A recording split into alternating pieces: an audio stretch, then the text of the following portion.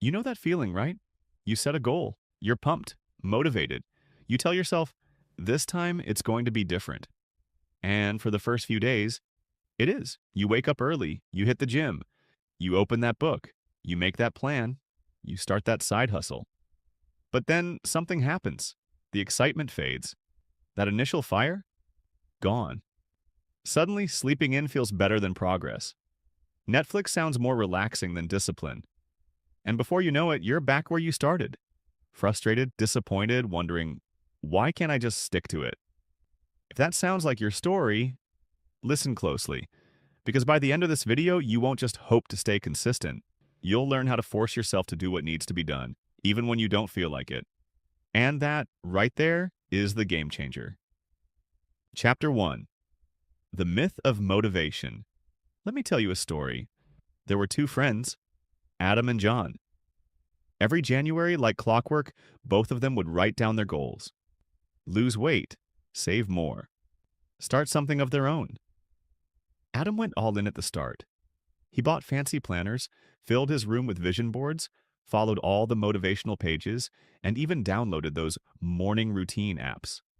For the first week, he was on fire, waking up early, going to the gym, eating clean, and dreaming big. But by the second week, that fire started to flicker. The gym got skipped, the diet got pushed, the excuses, they piled up. I'm just not feeling it today, he'd tell himself. I'll restart next Monday. John was different. He didn't hype himself up. No vision boards, no motivational speeches on loop. In fact, he didn't feel like doing half the things on his list most days, but he did them anyway. No matter how tired, how uninspired, or how ordinary the day was, John showed up. Quietly, repeatedly, relentlessly, and months later, Adam was still planning, still waiting for the right mood. John was progressing, bit by bit, win by win.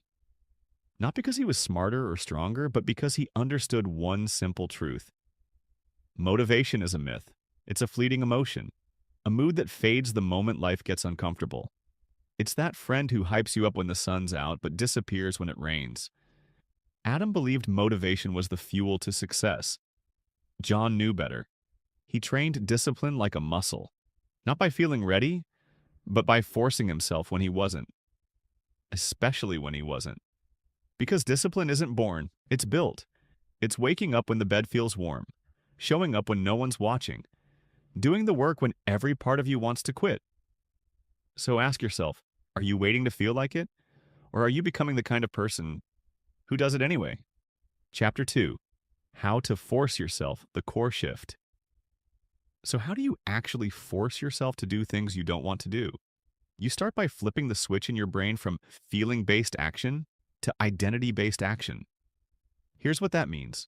When you rely on how you feel, your actions will always be inconsistent.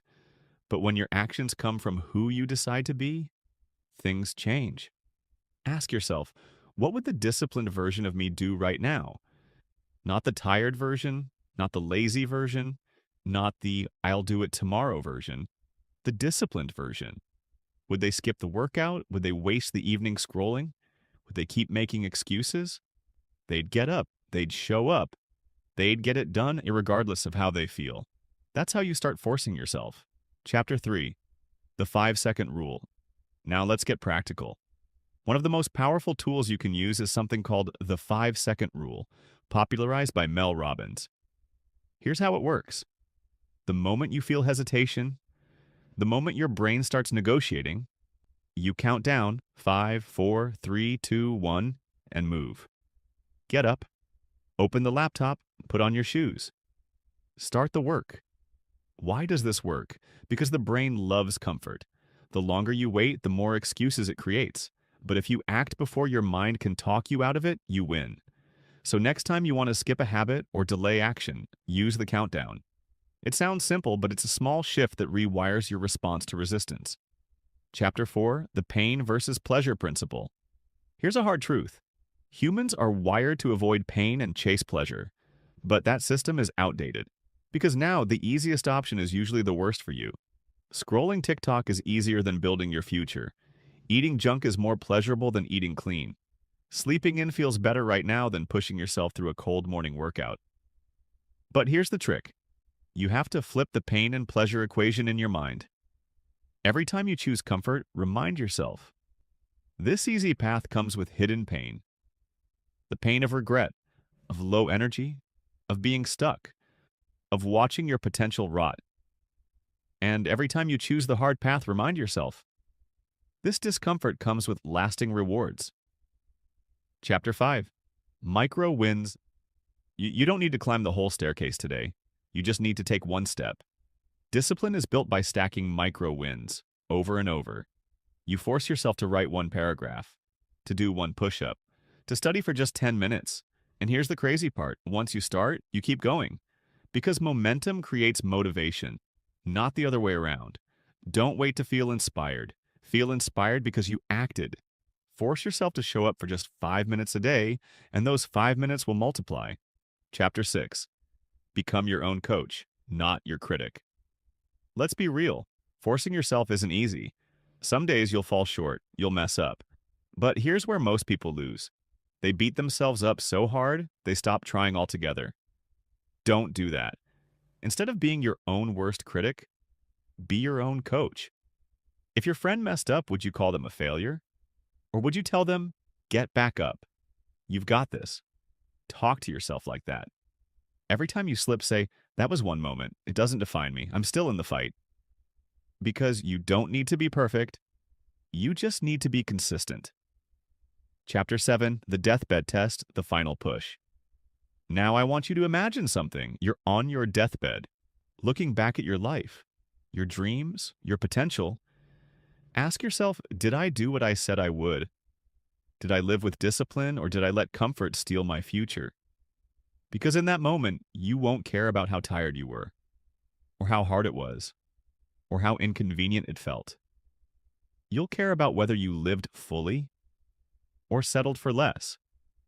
So force yourself now while you still can. While time is still on your side. While your story is still being written. You don't need motivation. You don't need the perfect plan. You need grit, discipline, a no matter what mindset. So the next time you don't feel like doing it, do it anyway. Force yourself to become the person your future self will thank. Because you're not weak, you're not lazy. You're just one decision away from greatness.